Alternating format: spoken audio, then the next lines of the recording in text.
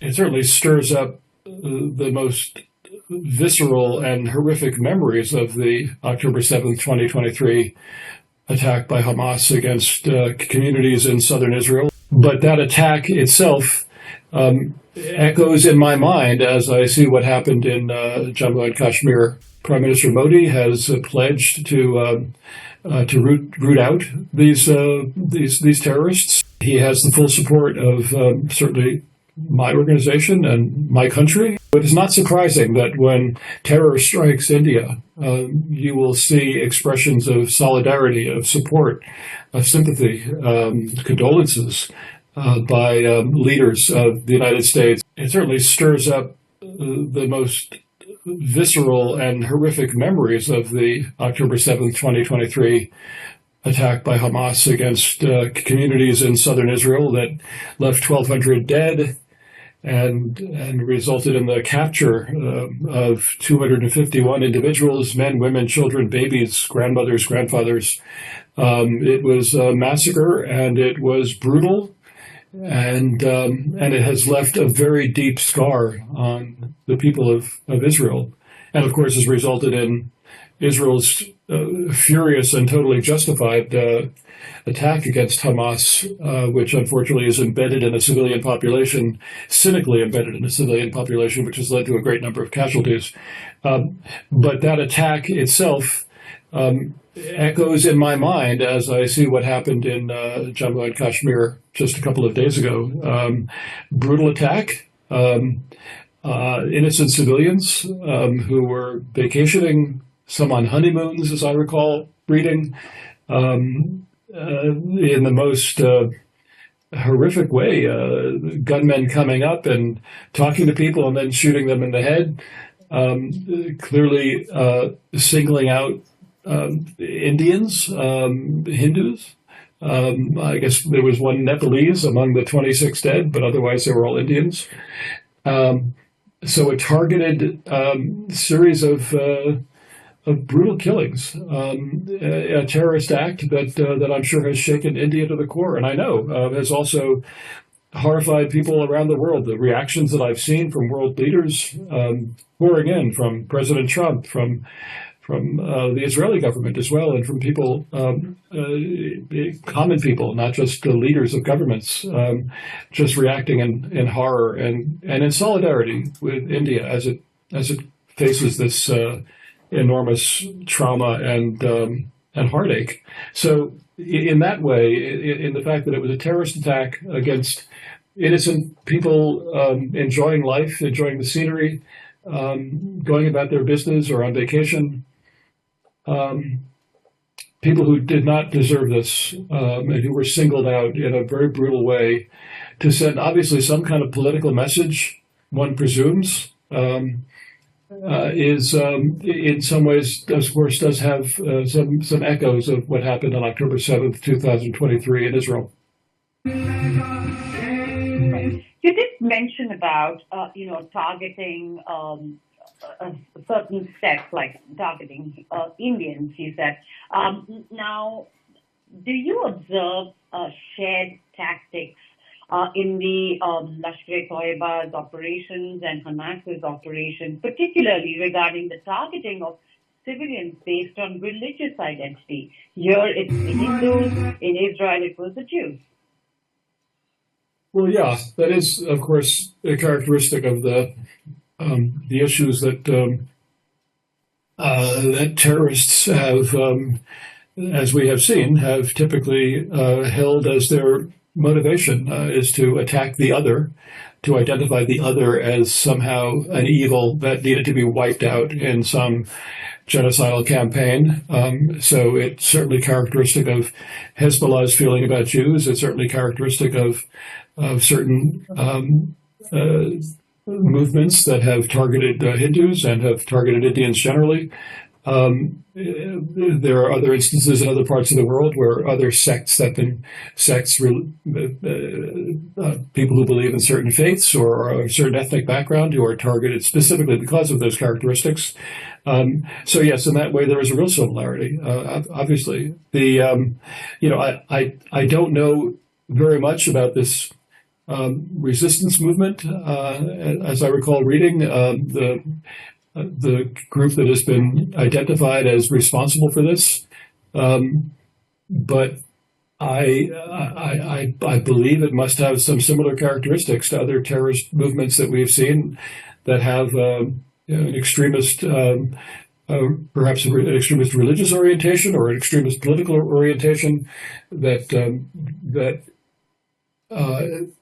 must be countered in the most forceful way possible. And I know that Prime Minister Modi has pledged to root out these terrorists, and he has the full support of certainly my organization and my country, and in addition, other friends of India around the world. Right. Now, just recently, Pakistan's Army Chief General Asim Munir, he characterized Kashmir as Pakistan's jugular vein. He interpreted, this. Can this be interpreted as a warning sign of sorts? What evidence suggests possible cross-border involvement from Pakistan's side? Keeping this speech in mind.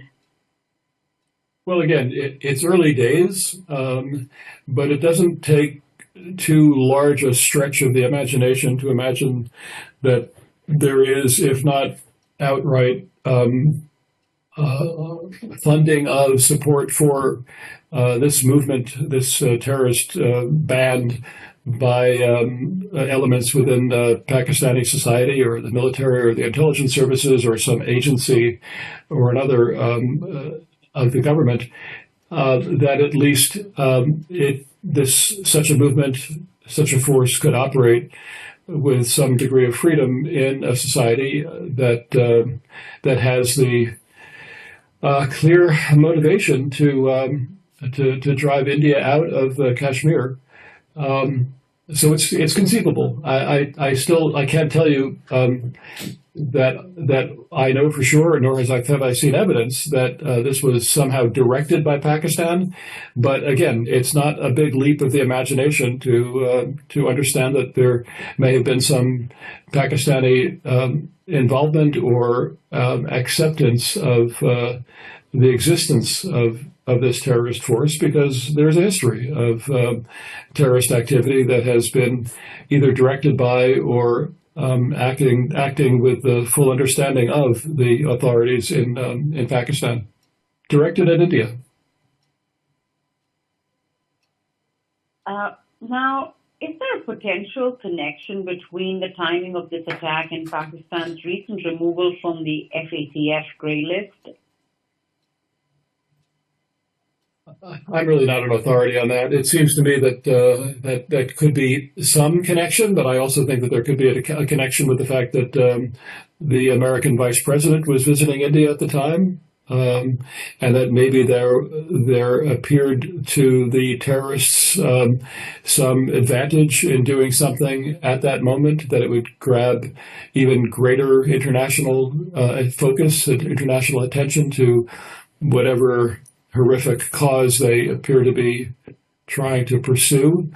So I don't know exactly what the motivation was exactly, but I know that a terrorist movement will look for any way that it possibly can gain some PR advantage, and it seems entirely possible that maybe it was because of the move on that financial watch list. There has been some reportage on how Hamas leaders visited Pakistan recently, following the discovery of Osama bin Laden in Pakistan, and now this attack in Kashmir.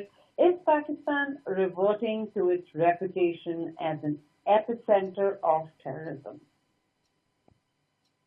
Look, we all know the history, and there is a history of terrorist movements connected to elements within the Pakistani society, Pakistani government, military intelligence services that have been implicated quite convincingly, quite credibly, in terrorist acts against India, but against others as well.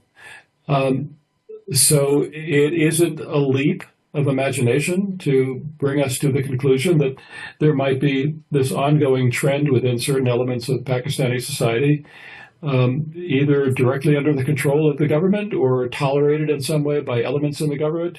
Not quite clear how carefully calibrated all these things are, carefully coordinated they all are.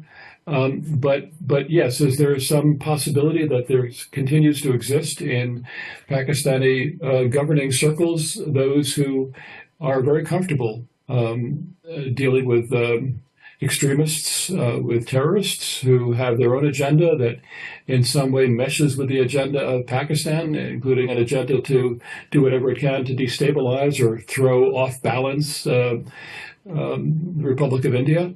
It is entirely possible. Do I know for sure that this latest incident, this terrorist attack in Kashmir, was connected to some larger movement within Pakistani society? I don't have that evidence clearly, but again, it doesn't require too much imagination to understand that there are elements continuing to exist and continuing to have some influence in that society that tolerate or even support such terrorist acts.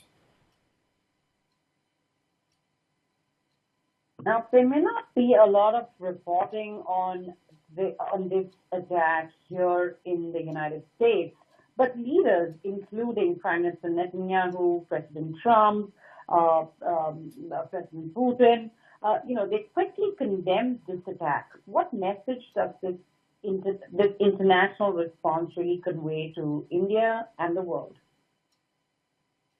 Look, I think it's very obvious that certainly increasingly over the last decade or more, India has found itself in a circle of alliances and friendships.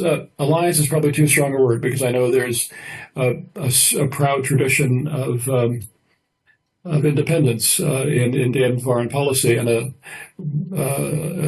desire to not be seen as an ally of any country, but as friendly toward many countries. But I know that even in that context, the friendships that India has enjoyed and has built, and the partnerships that it has maintained with diverse governments, the United States and Russia hardly being aligned, but both in their own ways having strong relations with India. And I am pleased to see that the American relationship with India has gotten stronger and stronger over time. And I will say that my organization, the American Jewish Committee, has played a role in demonstrating the importance of the strategic partnership, the increasingly important strategic partnership between India and the United States.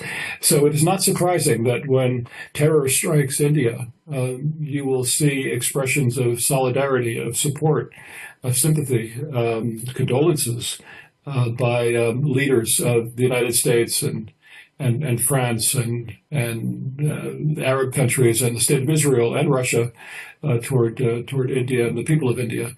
So it's not a surprise. It's evidence of the increasing recognition by world powers and by many countries of India's strong role in the world. Its arrival after many years, really at the top tier of world powers, increasingly economically and strategically vital friend and partner of many countries, including the United States.